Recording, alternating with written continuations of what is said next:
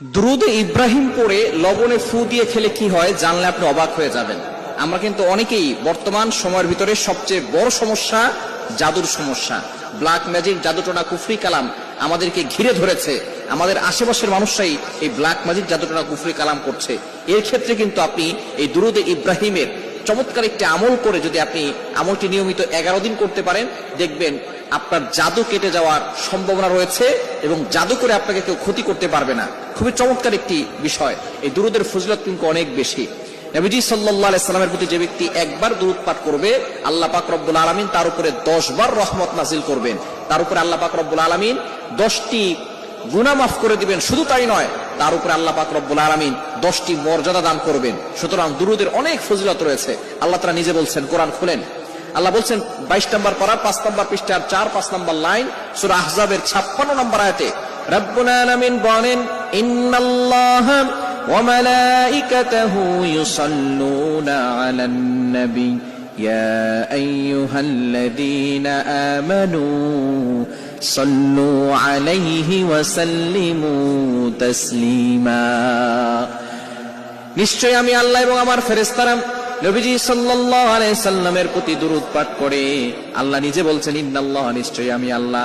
আল্লাহ নবীজির উপরে দুরূদ পাঠ করে মানে আল্লাহ তাআলা নবীজির উপরে রহমত নাজিল করেন।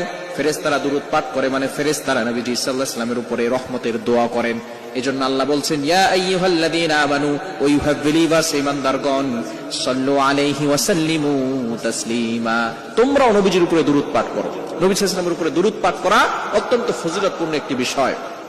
বর্তমান জাদুটোনা, কুফরি কালাম আমাদের সমাজে অনেক বেশি হয়ে যাচ্ছে। এটা থেকে বাঁচার জন্য জাদুটাকে কাটতে হবে। এটা কাটার জন্য আপনি দৈনিক 5 ওয়াক্ত নামাজের পরে ফজরের নামাজ অবশ্যই পড়বেন এবং 5 ওয়াক্ত নামাজ অবশ্যই জামাতের সাথে পড়ার চেষ্টা করবেন এবং মা বোনরা ঘরে পড়ার চেষ্টা করবেন। 5 ওয়াক্ত নামাজের পরে, বিশেষ করে ফজরের নামাজের পরে আপনি আমলটি করবেন। দুরূদ শরীফ, প্রথমে ইস্তেগফার পড়বেন 3 বার, এরপরে দুরূদ শরীফ পড়বেন 3 বার, এরপরে আয়াতুল কুরসি পড়বেন 1 বার, তারপরে সূরা ইখলাস পড়বেন 3 বার, সূরা ফালাক পড়বেন 3 বার, সূরা নাস পড়বেন 3 বার। পড়ে এরপরে আপনি সামান্য পরিমাণ লবণ নেবেন। লবণটা অল্প নেবেন, যতটুকু আপনি খেতে পারবেন অল্প নিয়ে সেটার ভিতরে আপনি ফু দিবেন।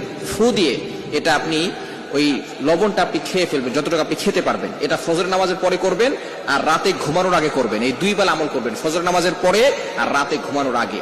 যদি আপনি এটা করতে পারেন, তাহলে যদি কেউ আপনাকে জাদুটোনা করে, টানা 11 দিন করতে পারলে, কেউ যদি আপনাকে জাদুটোনা করে, সেই জাদুটোনা কেটে যাবে ইনশাআল্লাহ। এবং নতুন করে যাতে করে কেউ জাদুটোনা করতে না পারে, ব্ল্যাক ম্যাজিক করতে না পারে, এজন্য 5 ওয়াক্ত নামাজের পরে আপনি আয়াতুল কুরসি 4 কুল, সূরা বাকারা শেষ 2 আয়াত